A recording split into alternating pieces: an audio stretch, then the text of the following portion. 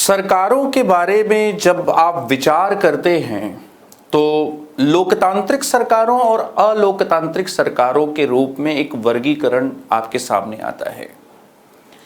कई बार हम ये सोचते हैं कि अलोकतांत्रिक सरकारों को पहचानना बहुत आसान होता है। आसान तब होता है जब सरकार बिल्कुल निरंकुश हो, बिल्कुल स्वेच्छाचारी हो, डिक्टेटरशिप आपको बिल्कुल दिख रही हो। लेकिन अगर किसी लोकतांत्रिक सरकार में, चुनी हुई सरकार में कोई ऐसी प्रवृत्ति आ जाए जो अलोकतांत्रिक हो, तो वहां पर सरकारों की अलोकतांत्रिकता को पहचानना इतना आसान नहीं होता। और यूपीएससी का एक बड़ा ही प्रिय विषय है कि वह किसी भी कलेक्टर बनने का सपना देखने वाले विद्यार्थी को उसकी सरकार की जो समझ है उस समझ को जांचे। जो कलेक्टर बनना चाहता है, जो कप्तान बनना चाहता है, उसकी सरकार को लेकर समझ साफ है कि नहीं है, तो बड़े ही अच्छे, बड़े ही कॉन्सेप्चुअल सवाल पूछे जाते हैं। एक सवाल यहां पर संवैधानिक सरकार पर एक सवाल पूछा गया कि संवैधानिक सरकार का आशय क्या है। किसी राष्ट्र की परिसंघीय संरचना वाली एक प्रतिनिधि सरकार, कोई सरकार जिसके प्रमुख के पास नाम मात्र की शक्तियां हों, कोई सरकार जिसके प्रमुख के पास वास्तविक शक्तियां हों, कोई सरकार जो संविधान की सीमाओं से परिबद्ध हो। तो इसमें सही आंसर तो होगा डी आंसर इसका करेक्ट आंसर होगा कि कोई सरकार जो संविधान की सीमाओं से परिबद्ध है वह सरकार क्या होगी, संवैधानिक सरकार होगी। लेकिन यहां पर सवाल उठता है कैसे, क्यों डी सही होगा। तो मैंने आपसे कहा कि जब आप सरकार के बारे में पढ़ना शुरू करते हैं तो सत्ता और नियंत्रण की व्यवस्था को सरकार कहते हैं। Government is an arrangement of the power and control. सरकार सत्ता और नियंत्रण की एक व्यवस्था होती है। सरकार में कार्यपालिका, विधायिका, न्यायपालिका, आप जानते हैं कि 3 अंग होते हैं। लेकिन जो सरकारों का जो वर्गीकरण है, यह वर्गीकरण कई आधारों पर किया जाता है। कई बार सरकार का एक वर्गीकरण जो है वह कार्यपालिका के स्वरूप के आधार पर किया जाता है। कई बार सरकार का वर्गीकरण शक्ति की अवस्थिति के आधार पर किया जाता है। और कई बार सरकारों का जो वर्गीकरण है वह उनके कामकाज करने के तरीके से, कामकाज के तरीके से क्या है किया जाता है। जब सरकारों का वर्गीकरण कार्यपालिका के आधार पर किया जाता है तो अगर कार्यपालिका संसद से बनती है तो वह संसदीय सरकार होगी, और अगर कार्यपालिका एक चुने हुए अध्यक्ष से बनती है तो वह अध्यक्षीय सरकार होगी। Presidential form of the government, अध्यक्षीय सरकार या राष्ट्रपति प्रणाली। और अगर कार्यपालिका का गठन संसद से होता है तो संसदीय सरकार होगी। अगर सरकारों का वर्गीकरण शक्ति के आधार पर देखें तो अगर शक्ति जो है वह एक केंद्र में होगी तो एकात्मक सरकार होगी, और अगर शक्ति 2 प्रकार के केंद्रों में बांटी जाएगी तो उसे क्या है, संघात्मक या फेडरल गवर्नमेंट कहते हैं।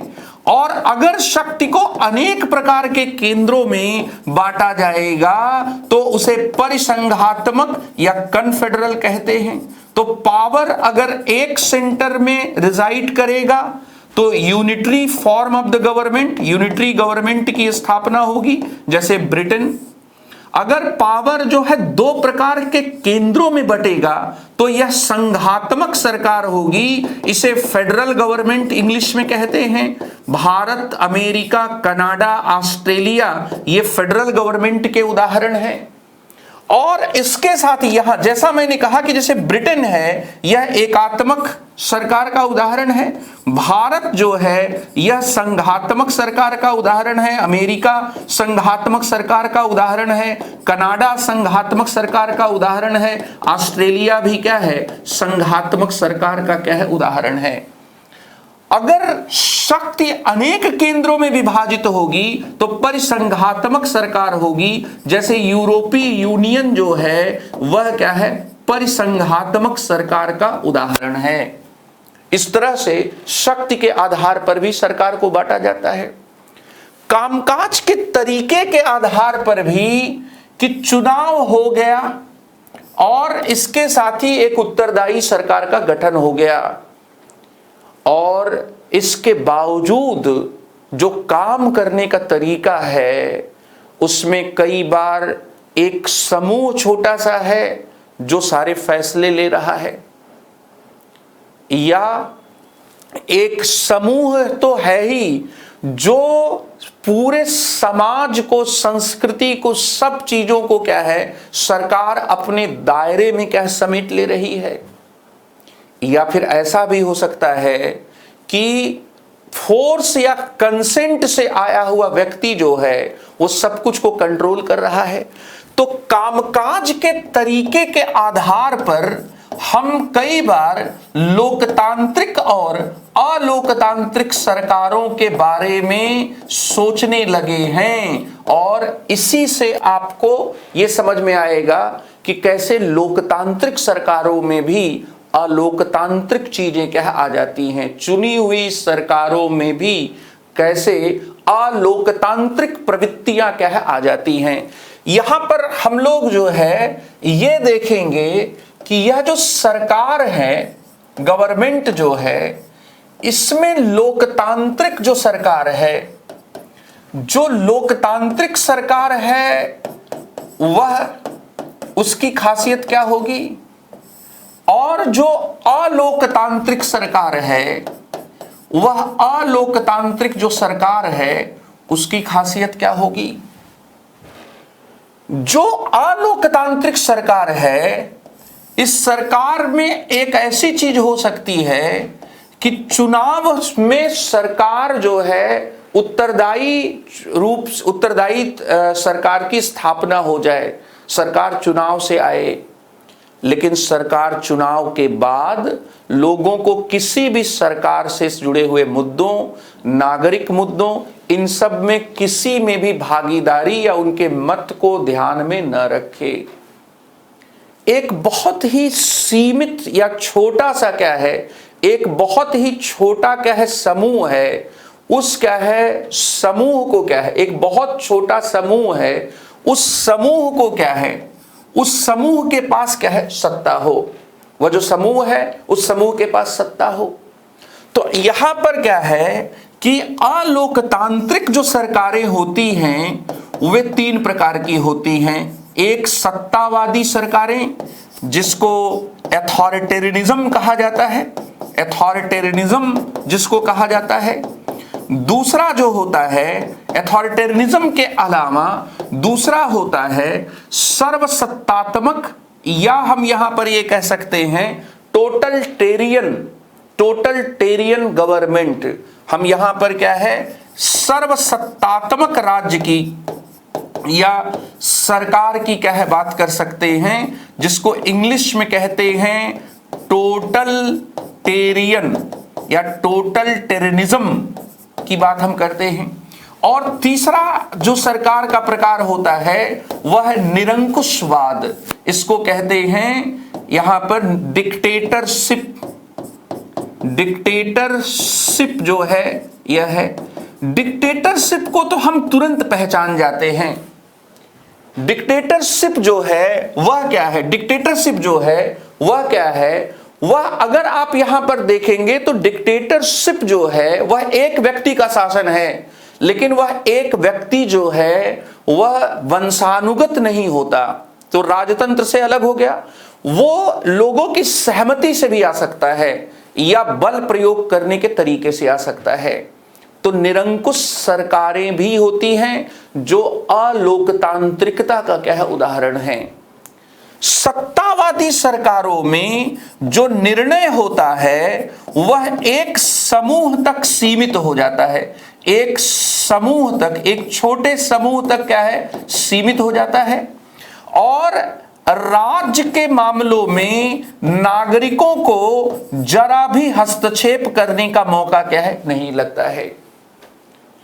मोदी सरकार पर कई बार जो आक्षेप लगाए जाते हैं वो आक्षेप इसी से क्या है संबंधित होंगे कि सत्तावादी सरकार है, फैसले कुछ लोगों के हाथ में है, मोदी जी और अमित शाह ही सारे फैसले क्या ले रहे हैं, तो निर्णय एक छोटे समूह के पास आ जाए।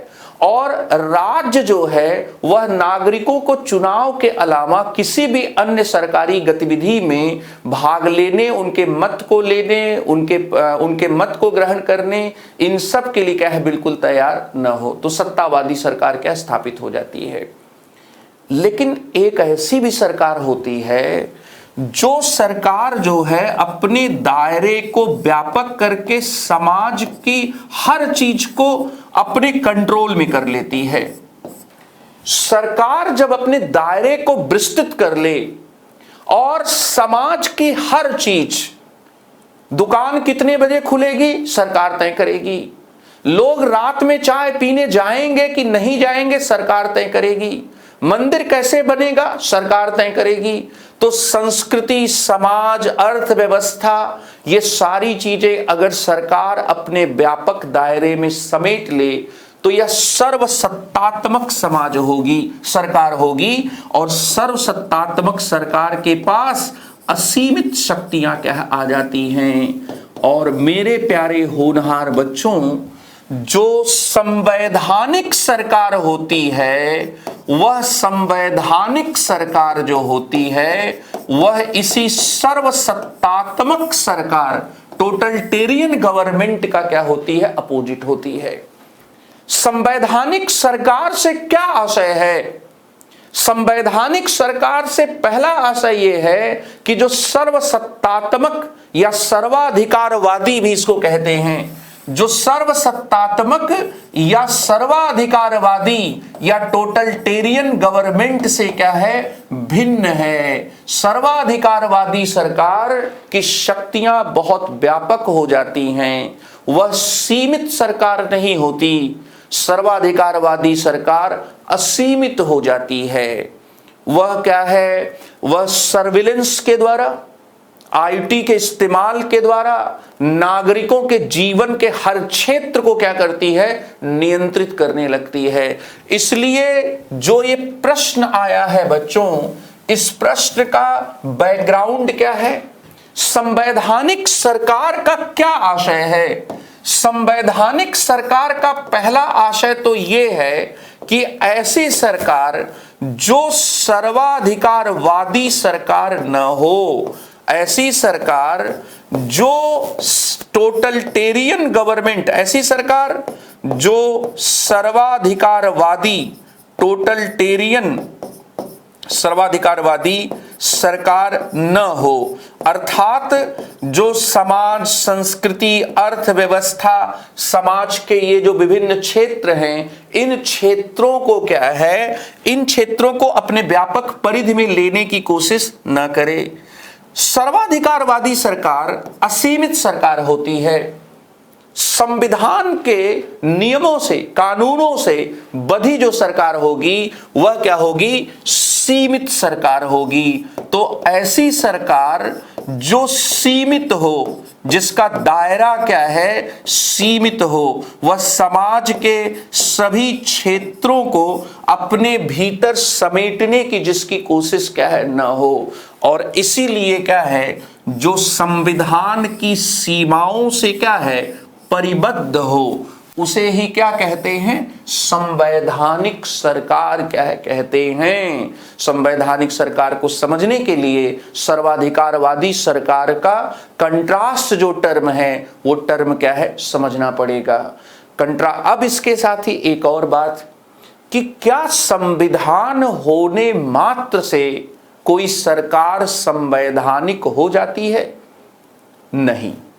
ब्रिटेन में लिखित संविधान नहीं है फिर भी वहां पर सरकार सीमित है। इसलिए लिखित संविधान या संविधान होना मात्र संवैधानिक सरकार की स्थापना को सुनिश्चित नहीं करता है। इसलिए संवैधानिक सरकार होने के लिए संविधान होना एक क्या है, छोटी एक चीज है, लेकिन वह अनिवार्य और पर्याप्त चीज नहीं है। क्या होना चाहिए? संवैधानिक सरकार की क्या विशेषता क्या है होनी चाहिए? संवैधानिक सरकार जो है, जहां पर सरकार के अधिकार विधि के अधीन हो, कानून के अधीन हो, और सरकार के अधिकार क्या है, सीमित हो, उसी को संवैधानिक सरकार क्या है कहते हैं। तो सरकार अंडर लॉ हो, यहां पर विधि के अधीन हो, इसका मतलब यहां पर कि रूल ऑफ द लॉ जो है वह क्या है, संवैधानिक सरकार की क्या है, विशेषता होती है। जहां पर कानून ही क्या होता है, कानून का शासन होता है। किसी व्यक्ति की मनमर्जी का, मनमानेपन का, स्वेच्छाचारिता का शासन नहीं होता। मैं चाहे ये करूं, मैं चाहे वो करूं, मेरी मर्जी। ऐसे राजतंत्र जो हैं, वह राजतंत्र जो हैं वो क्या है, यहां पर संवैधानिक सरकार नहीं होंगे, क्योंकि वहां पर कानून से शासक नहीं बंधा है, यहां पर शासक कानून से क्या है, बंधा हुआ है। इसलिए संवैधानिक सरकार रूल ऑफ द लॉ को स्वीकार करेगी। संवैधानिक सरकार सर्वाधिकारवादी सरकार नहीं होगी, उसकी शक्तियां क्या होंगी, सीमित होंगी। यूपीएससी को ये जो टॉपिक है ये बहुत पसंद आता है, क्योंकि वो इस टॉपिक से कलेक्टर और कप्तान बनने वाले लोगों की जो सरकार को लेकर समझ होती है, उस समझ को क्या है वो जांच लेती है, और उसको केवल सरकार के इसी प्रकार पर सवाल पूछने में ही ज्यादा दिलचस्पी नहीं है। वो संघवाद पर, संघात्मक सरकार पर पूछेगी। वह क्या है, ये सवाल जो है अध्यक्षात्मक पर भी पूछती है, संसदीय सरकार पर भी पूछती है। अब यहां पर आप देखिए कि किसी राष्ट्र की परिसंघीय संरचना वाली एक प्रतिनिधि सरकार, दरअसल संवैधानिक सरकार और फेडरल गवर्नमेंट ये दोनों अलग अलग होते हैं। जहां पर भी डिवीजन ऑफ पावर होता है, जहां पर शक्तियों का विभाजन होता है दो स्तर की सरकारों के बीच, वहां पर संघात्मक संरचना या परिसंघात्मक संरचना क्या है, निर्मित होती है। यहां पर मैं फेडरल गवर्नमेंट के लिए परिसंघीय शब्द का क्या है, यूज कर रहा हूं। तो इसलिए पहला वाला जो ऑप्शन है ये परिसंघीय संरचना को, यह क्या है, परिसंघीय संरचना को हम तभी कहते हैं जब डिवीजन ऑफ पावर हो और सरकार के भीतर ना हो, दो सरकारों के बीच हो। सरकार के भीतर मतलब कार्यपालिका, विधायिका और न्यायपालिका में ना हो, बल्कि सरकारों के बीच में हो। दूसरी बात है कि कोई सरकार जिसके प्रमुख के पास नाम मात्र की शक्तियां हों, सरकार के मुखिया भी होते हैं और इसके साथ ही राज्य के भी मुखिया होते हैं। सरकार के प्रमुख के पास नाम मात्र की शक्तियां, तो आप जानते होंगे कि संसदीय प्रणाली में जो कार्यपालिका बनती है वह दो प्रकार की बनती है, नाम मात्र की और वास्तविक कार्यपालिका। तो वहां जो वास्तविक कार्यपालिका होती है वह सरकार के प्रमुख के पास होती है, और जो नाम मात्र की शक्तियां होती है राज्य के प्रमुख के पास होती हैं। तो यहां पर सरकार जिसके प्रमुख के पास नाम मात्र की शक्तियां हैं, दरअसल क्या है, यह संसदीय प्रणाली का विपरीत तत्व है।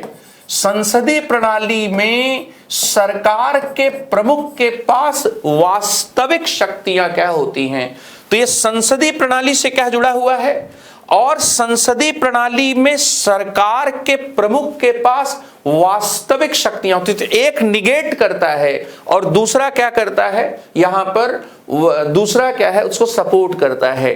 तो दो कार्यपालिका, नाममात्र और वास्तविक कार्यपालिका, ये संसदीय प्रणाली में होती है। अध्यक्षीय प्रणाली में सरकार के प्रमुख और राज्य के प्रमुख ये दोनों एक ही होते हैं। अमेरिका का राष्ट्रपति अमेरिकी राज्य का भी हेड है और अमेरिका की सरकार का भी हेड है। भारत के राष्ट्रपति भारत के राज्य के प्रमुख हैं। नरेंद्र मोदी भारत के प्रधानमंत्री हैं और वे भारत के सरकार के प्रमुख हैं। तो यहां पर जो अंतर है कार्यपालिका को लेकर, वह संसदीय प्रणाली के संदर्भ में क्या है, यह क्या है, इस तरह की चीजों को प्रयोग किया जाता है। तो ये दोनों जो है संवैधानिक सरकार से क्या है, जुड़ा हुआ नहीं है। यह दोनों क्या है, संसदीय प्रणाली का एक क्या है, निगेट करने वाली विशेषता है और दूसरी क्या है, संसदीय प्रणाली की एक विशेषता है। इसलिए पहला नहीं होगा, ए नहीं होगा, बी नहीं होगा, सी नहीं होगा, डी होगा। तो ये है। अब यहां पर एक और इंपॉर्टेंट बात है कि यह जो प्रश्न है, इस प्रश्न से आपको आगे की रणनीति के संदर्भ में क्या सबक क्या मिलता है। दरअसल आपका जो पाठ्यक्रम है वह पाठ्यक्रम केवल संविधान को ही नहीं पढ़ना है, आपके पाठ्यक्रम में पॉलिटिकल सिस्टम को भी पढ़ना है। और जब पॉलिटिकल सिस्टम को पढ़ेंगे तो आपसे सरकार के कॉन्सेप्ट पर सवाल पूछे जाएंगे और ये सरकार के तीन चार कॉन्सेप्ट पर सवाल जरूर पूछे जाते हैं। एक तो संवैधानिक सरकार पर सवाल क्या है, आपसे पूछे जाएंगे। दूसरा, संसदीय सरकार की मूल विशेषता क्या होती है, इस पर सवाल पूछे जाएंगे।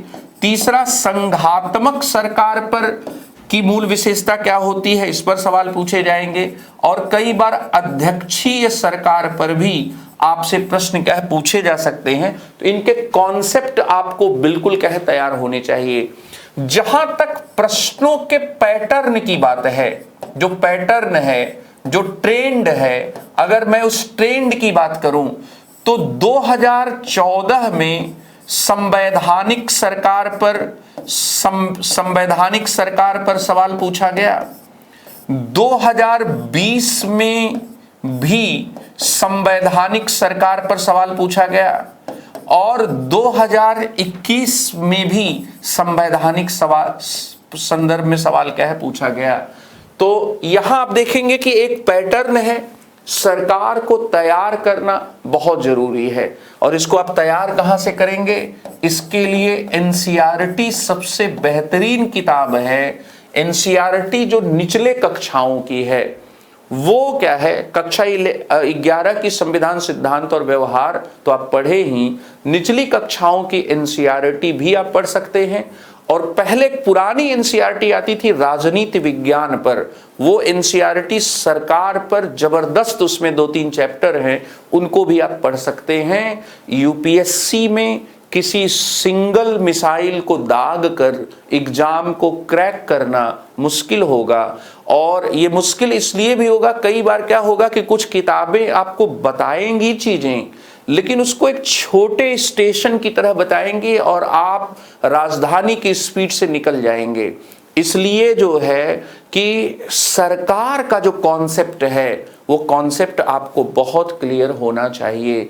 तो ये संवैधानिक सरकार पर पूछा गया सवाल है और उसका ये विश्लेषण है। Thank you very much, all the best.